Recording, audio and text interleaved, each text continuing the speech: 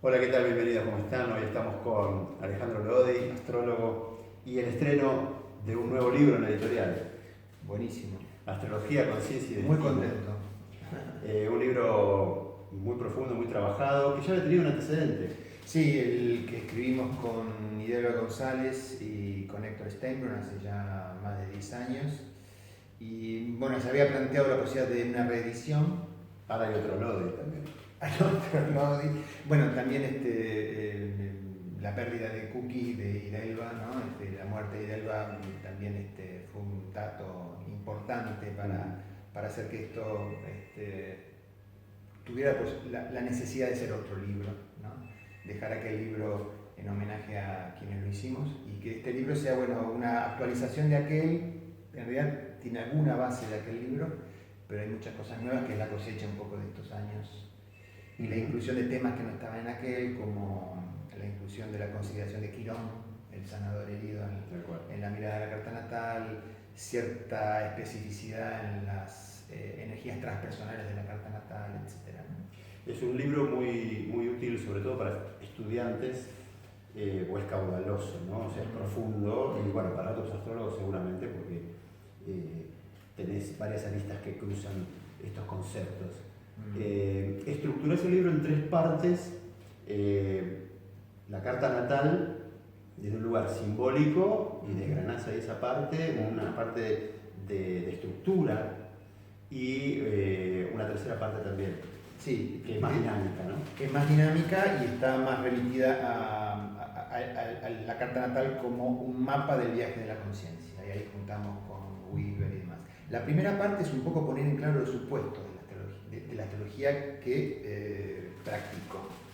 Porque hay muchas astrologías, claro, y no es un tema tanto de argumentar a favor o en contra de las diferentes astrologías, sino de exponer. ¿Hay una dieta también la astrología? Pues sí, la podemos armar tranquilamente. Pero es un tema de supuestos. ¿Sobre qué supuestos se sostiene la mirada? Entonces me parece honesto sincerar esos supuestos. Con los que se puede estar de acuerdo o no, pero bueno, son los supuestos perceptivos. No importa estar de acuerdo o no. El tema es ver la variedad y las luces y sombras que cada mirada puede tener. Pero además, aunque me demuestren que mis supuestos, mirá la barbaridad que te voy a decir, ¿no? Aunque me demuestren que mis supuestos perceptivos son falsos, son mis supuestos perceptivos, total, sobre los que baso mi percepción de la realidad. Entonces, es incontratable. Confío en que mis supuestos pueden resonar, claro, con otros, y me consta que sí, eso me dará el aliciente para escribirlo. Pero me parece bueno exponerlos. Son supuestos perceptivos, son supuestos paradigmáticos. Claro. Diseñar la realidad en círculo o en línea son dos realidades completamente distintas, ¿no? Y bueno, la astrología es una mirada de la realidad circular. El zodíaco es un círculo, no es una línea con 12 casilleros, ¿no es cierto? Tal cual. Y eso tiene un montón de implicancias. Bueno, primera parte, exponer los supuestos. Segunda parte, cuestiones técnicas de cómo apreciar una carta natal, ¿no? Ya esto es para las personas que se han formado y que acaso se encuentran con la dificultad de cómo sintetizar la información de una carta natal. 10 planetas en 12 signos, en 12 casas, sí. Dan 1440 posibilidades, ¿viste? Uno se extravía en la cantidad de información. Entonces, acá empieza lo que decimos el arte de la cuestión, ¿no? Cómo sintetizar, de acuerdo a criterios más que racionales, sensibles, la información de una carta. Tiene más que ver con apreciar un cuadro o apreciar una composición musical que con un estudio técnico racional, ¿viste? Bueno, y hay en esa parte hay algunas claves en gran medida que coinciden con las tradicionales, ¿no? La valoración de los cuadrantes, de los hemisferios, el balance de elementos, y otras un poco más específicas y singulares, ¿no? De esta mirada. Y por último, el nudo de la cosa, creo la parte del libro más sustanciosa es el despliegue de los símbolos astrológicos como significadores del viaje de la conciencia, ¿no? Y ahí, bueno, encontramos correspondencias con las miradas de la psicología transpersonal, no solamente de Ken Wilber, ¿no?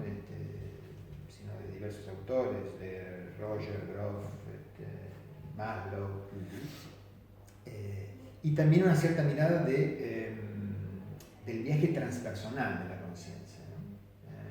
Cómo el desarrollo de esta experiencia consciente excede largamente, aunque necesite, la experiencia personal.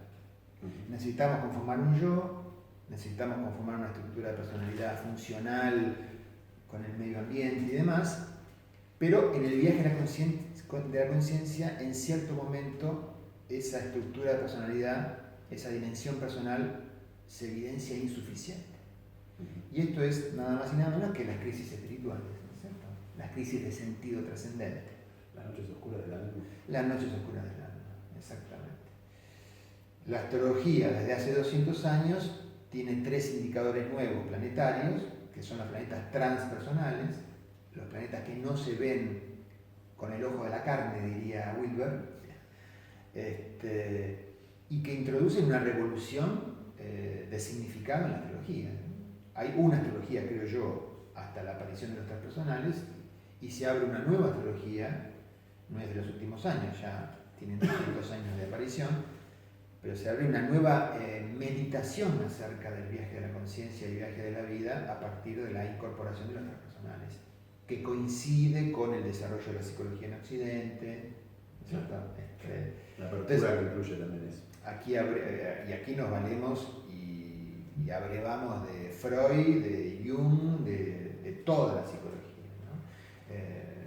Freud ha puesto de manifiesto que no somos una cosa, somos 2 cosas, conciencia e inconsciente.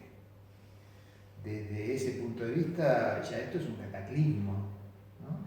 No es que somos o Dr. Jekyll o Mr. Hyde, somos Dr. Jekyll y Mr. Hyde. El Mr. Hyde es el Dr. Jekyll, ¿no? La sombra de Jung, ¿no? La imagen que tenemos nosotros mismos es la luz, y toda luz proyecta sombra.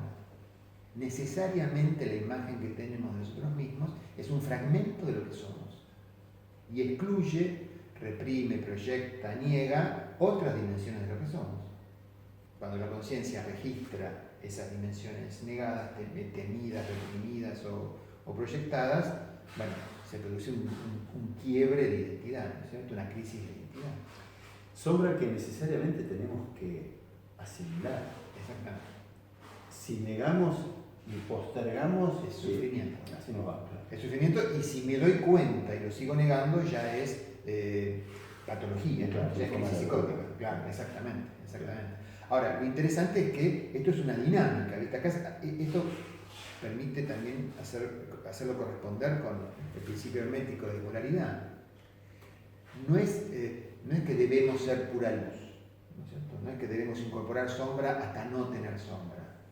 La sombra es una condición de la conciencia encarnada. Claro, es parte nuestra y no hay que disolverla. Y cuando reconocer sombra y, entre comillas, la incorporás, dejás de ser esa luz que creías, pasaste a ser otra identidad, otra luz que generará otra sombra. Y allí el viaje no termina nunca, ¿no es cierto? Wilber, en Psicología Integral, dice: los gurúes también tienen sombra. Y más aún, la sombra de los gurúes es mucho más pesada. ¿Es equiparable la dimensión de la sombra a tu luz? Bueno, desde lo junguiano estricto, ¿no es cierto? La sombra es la sombra de esa luz. Por luz siempre se dice que por luz entendemos la imagen que tengo de mí mismo, ¿no?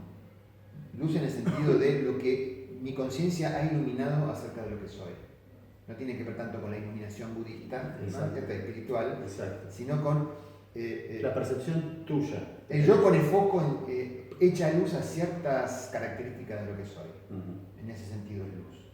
Y por poner foco allí e iluminar esa zona, deja ensombrecidas otras. Que si ilumino, ya no implica que no puedo seguir sosteniendo el foco que venía sosteniendo. No puedo seguir sosteniendo la imagen que tenía de mí. Esto lo decimos siempre, ¿no? Si yo digo, yo soy alguien que no soy egoísta, yo soy generoso y no soy egoísta, puedo firmarte la predicción de que descubrirás tu egoísmo en algún momento. Cuando descubras tu egoísmo, tu imagen sostenida en soy generoso se va a tener que reformar. O si no, cada vez que digas soy generoso, voy a empezar a sudar, sí. ¿entendés? Vas a saber que hay algo que sí, el inconsciente va a decir, ¿qué estás diciendo? Claro. ¿qué estás haciendo?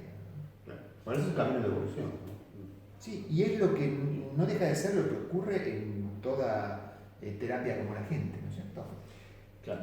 La terapia, aún la más ortodoxa, y yo voy a descubrir que no soy el que creía. Para ir en busca de mi ser auténtico, o por lo menos acercarme, no estar tan lejos. Exactamente. Y ir aceptando, ¿no? Exactamente. Habrás en un capítulo entero de Quirón, como Sí. mencionabas. ¿Cómo juega el sanador herido, ¿no? ¿Cómo juega la trilogía de Quirón, dolor, resiliencia? Porque vos citás algo interesante del misticismo cristiano, en Sergrum, con el significado del dolor como algo que me lleva a las puertas de lo trascendente. Exactamente. Porque se me cae toda racionalidad posible frente al dolor, de algo que uno no puede terminar de entender por qué. Sí. ¿Cómo es ese viaje? Bueno, el dolor como portal a lo trascendente, como portal a la vida espiritual, diría Grum. Igual no es cualquier dolor, ¿cierto? El dolor quironiano, porque el dolor ya está significado en la astrología con el símbolo de Plutón, incluso Saturno, con el dolor de la frustración como dolor es Saturno. ¿Cuál es la especificidad de Quirón? ¿Cierto? Quirón es el dolor que no sabía que existía.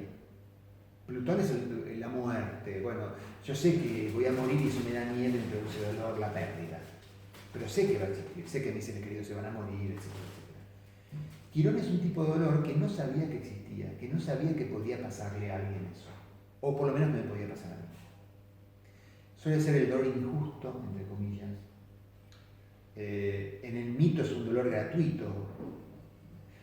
Soy repudiado por mis padres, Quirón es repudiado por sus padres por el mero hecho de ser quien es, y no hizo nada que provocara ese dolor, no es una consecuencia de algo que haya hecho, no puede repararlo, no se puede curar, estoy obligado a convivir con él. Esta es la especificidad de lo quironiano. Cuando lo quironiano se activa en nuestra vida, no tiene por qué ser en la cuna, puede ser mucho tiempo después, se abre una dimensión de sentido o cae una dimensión de sentido que me expone a la necesidad de o bien inventármelo o bien asistir a lo prodigioso de Quirón, que es que de ese dolor inexplicable brota una dirección. Por supuesto no en el momento del trauma. En el momento del trauma es para vivir el sinsentido, ¿no es cierto?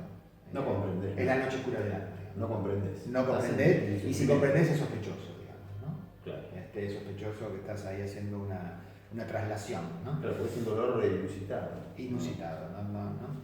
Ahora, es imposible que el contacto con ese dolor no habilite un sentido y una dirección.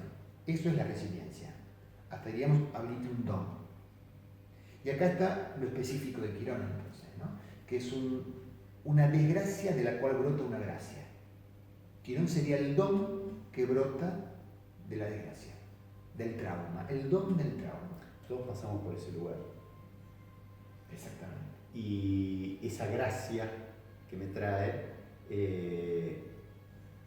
digamos, es intrínsecamente mía.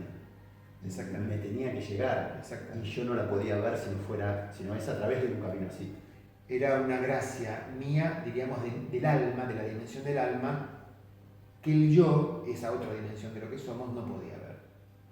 Es imposible de ver sin pasar por ese dolor. Y no es una gracia de la cual se va a beneficiar el yo. Ajá. No se va a apropiar el yo de esa gracia. Esa gracia, de la mano del trauma, me va a obligar a resignificar quién soy.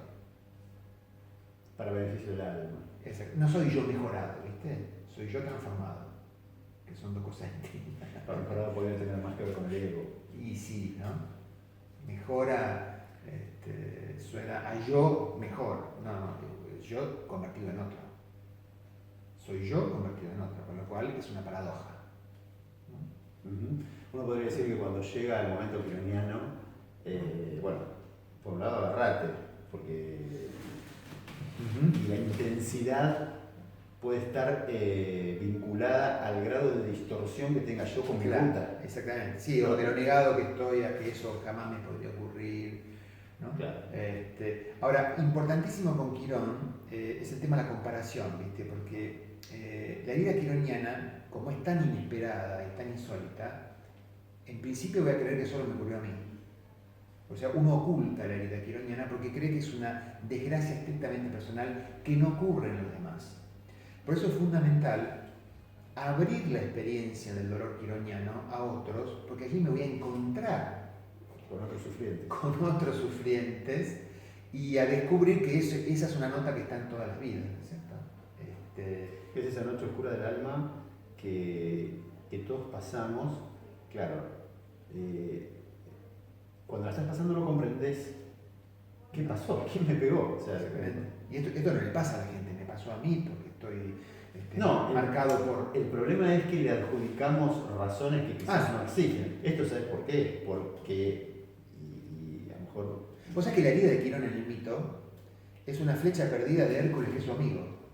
O sea, es una bala perdida, es una bala perdida en el caso de Quirón, una flecha perdida de fuego amigo. Por eso es donde menos esperás que venga, de ahí viene el rayo del dolor. Muy difícil estar encarnado, ¿no? Digo, bueno, y eso es Quirón. Pobres pibes, ¿no? Somos.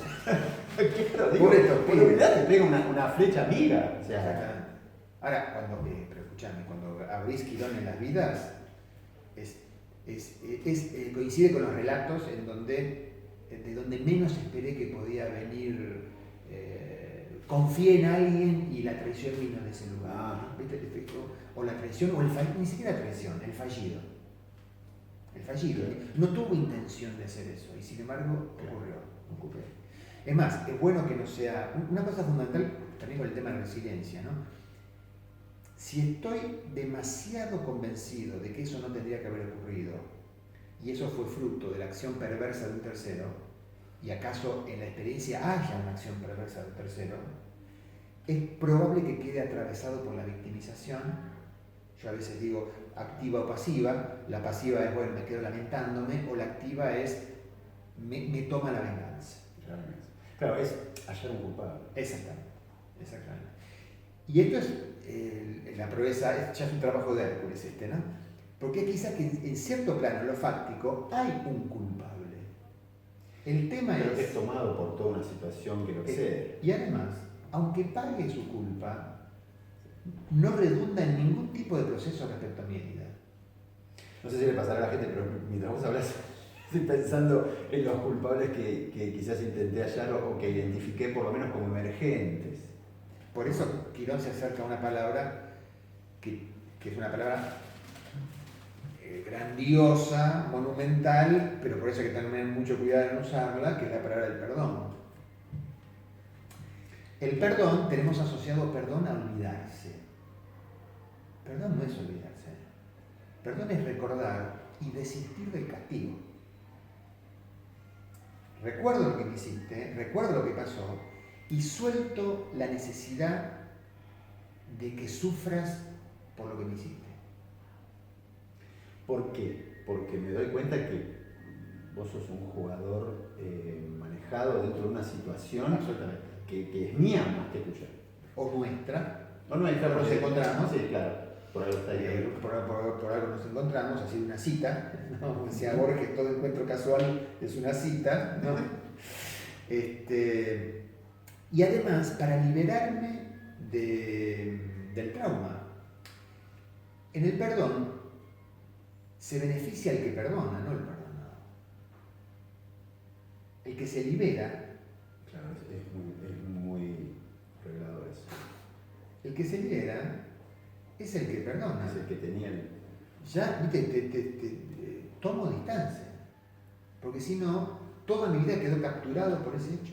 Y por supuesto, allí corto el lazo de la víctima, ¿no? Lo grave, lo complejo, es que podemos hacer identidad en la victimización. Nos quedamos ahí. Y eso... Da para hablar un rato muy largo, pero el libro además está matizado con personajes conocidos, Mandela, Chaplin, que la Sandro. Sandro lo mismo, bueno, Borges, Frida Kahlo, Kubler-Ross. Y de alguna manera eso también lo hace como más, bueno, más corpóreo. Todo. Sí, porque aparte de todo esto es muy lindo lo que estamos hablando, pero si no lo vemos reflejado en las cartas natales, bueno, identificarlo, ¿no? Es una gana. Entonces, lo mágico de todo esto es que todo esto se ve en los diseños del cielo del momento que nacimos. Y vos podés tener una lectura de cuándo este momento quironiano puede aparecer. Bueno, sí, claro, porque como somos seres cíclicos, se va repitiendo, ¿no? Se va repitiendo y la carta natal, los símbolos de la carta natal son potencialidades que se activan. Se activan cuando ocurre algún tránsito, algún ciclo relevante toca, ¿no? Ese planeta, que guarda relación con la mecánica del cielo, ¿no? Esto también es algo de la primera parte del libro, ¿no? De los supuestos básicos. Somos seres cíclicos. No somos seres lineales, no hay un comienzo absoluto y un final absoluto. Somos ruedas dentro de ruedas, dentro de ruedas, dentro de ruedas, dentro de ruedas. Bueno, es lo que se dice de las continuas vidas que supuestamente tenemos, ¿no? Es decir, también el ciclo de bajar, experimentar, subir, bajar, experimentar, subir. Y de hecho cuando decimos mi carta natal es la foto de un movimiento que nunca estuvo quieto. Claro. O sea, mi carta natal, digo, yo soy una foto, no soy una foto. No, saqué una foto en un momento más de todos los que vengo teniendo. Pero de un proceso, de algo que está en constante proceso. En constante proceso. Que no se detuvo nunca. Foto que yo elegí, diseño que yo elegí. Y habría que ver, ¿no? Si no elige cuándo nacer. El alma elige ahí ya hacer la experiencia bajo determinado influjo. Estamos hablando de algo demasiado elevado, pero muchos parecen asegurar que sí. Sí. Como cierta inteligencia tendríamos que leerlo como de una evolución que voy hacia tal lado, entonces está bueno ir al gimnasio. Es posible. Bajo también sea la ley de atracción, ¿no? Cierto momento propone ocupar un espacio y uno es sensible y receptivo y accede a ocupar ese espacio en ese clan, en ese mundo familiar, ¿no es cierto? Claro. Sí, pero realmente es muy atractivo y muy misterioso también, ¿no? Bueno, la carta natal en sí tiene una dimensión enorme porque justamente son las coordenadas de lo que venimos a hacer, de lo que tenemos que hacer, o si no queremos darle esa dimensión de la vida. Sí. Vamos a hacer el despliegue de ese momento. O sea, nuestra vida es el despliegue de ese momento. El despliegue de ese momento. ¿Viste? Es el despliegue de ese estudiarla, momento. Interpretarla, ver un especialista que me la narre, que me la cuente, me va a dar pistas para pasarla mejor. Sí. O para poner en contacto con la gracia, ¿viste? Con esa otra vida que está dentro de la vida que uno cree, ¿no? En general, hay cierto dolor que es natural, pero el dolor psicológico es fruto de una distorsión, ¿no? Hay una construcción psicológica con la que yo estoy identificado y por querer que esa construcción se confirme, congestiono la circulación del mundo de relaciones. Siempre termina mal. Exactamente. El yo es congestionante, ¿viste? El yo es necesario, si no tuviéramos una estructura de personalidad, ¿no? Si vemos a Wilber, estaríamos, antes que elevados espiritualmente, estaríamos psicóticos, pero al mismo tiempo el yo es una congestión vincular, ¿viste? Cuando queremos que ocurra lo que nosotros queremos que nos ocurra, porque jugamos que eso es bueno, estamos haciéndole piquete al fluir de otras vidas también, ¿no? Y generando sufrimiento psicológico en los demás y en nosotros. Y como decíamos antes, mientras el yo no sufre, está convencido de que es así. Cuando empieza a aparecer sufrimiento, es donde comienza a acceder a la posibilidad de que quizás las cosas no sean como yo creo. Yo no sea quien creo. Y ahí se abre la grieta virtuosa, diríamos, ¿no? La endija virtuosa, donde lo amurallado, bueno, permite ser penetrado por otra ola de sentido. Claro, ahí bienvenido el dolor, es decir, es difícil, es fácil decirlo, Y ¿no? sí. Bueno, hay que pasarlo, Pero retrospectivamente uno puede decir, menos mal ¿Qué? Claro. que ocurrió. Uno puede ver la gracia de la desgracia mirando para atrás. En otros momentos, claro, tal cual. Momentos que en el momento que lo viviste decías, bueno, se vino el mundo abajo, y con la perspectiva del tiempo, y ahí se abrió una abundancia, ¿viste? Una claridad, una dirección vital, creativa. Bueno, es bueno tenerlo presente cuando uno pasa por esas situaciones, Bueno, donde no se ve nada. Exactamente. No te importa nada, no se ve nada, es dolor. Exactamente.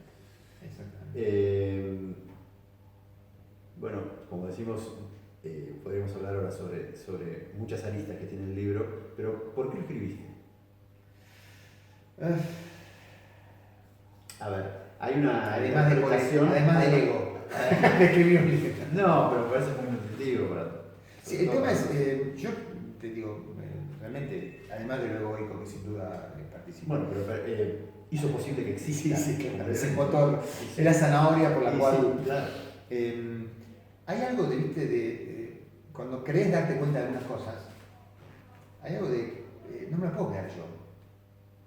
Absolutamente. Esto lo Esto tengo que compartir con otros. Es una denuncia. Entonces, primero la gana de compartirlo, de no disfrutarlo yo solo.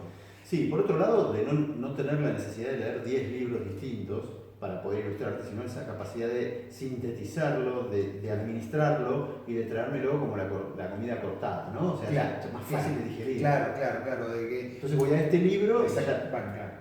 Después que no tengan que hacer el mismo trabajo que hice yo, claro, que a lo mejor fue, ¿no? Sino que bueno, haya una síntesis aquí que dé paso a otro salto, ¿no es cierto? De otros, no será el mío, pero será de otros, ¿no es cierto?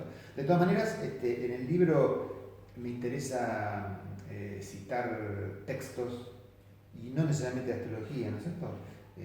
Que pueden colaborar, ya que esto es una síntesis, quien se sienta estimulado puede profundizar yendo a quienes fueron quizás mi fuente, ¿no es cierto? O mis estimuladores. Claro. Wilber sin duda, Rudyard, Eugenio Caruti, Liz Green, toda la línea de astrología psicológica que a los que llegamos a la astrología en los 80 fue, ¿viste? Como una maravilla. Todos los meses salía un libro nuevo, alucinante, ¿no es cierto? Que sintetizaba lo que uno estaba estudiando en la facultad con, ¿no es cierto? Con lo esotérico. Claro, otra vez traerlo fácil. Sí, claro. Sintetizado. Richard Stallman, en fin, bueno. Alejandra, bueno, te auguro mucho éxito con el libro, seguramente lo va a tener. Quiero agradecer a toda la gente de Kiev, porque realmente si no, no hubiera sido posible, a Alejandra, Jessica, Ezequiel Pibernos, a Eduardo Calaey, a Analía Ríos. Sin duda, Analía es parte de todo lo que hace la editorial en materia de astrología, directora de la colección Nova y siempre propulsando nueva gente y autores valiosos. Así que, muy agradecido yo. Muchas gracias. Gracias, Teresa.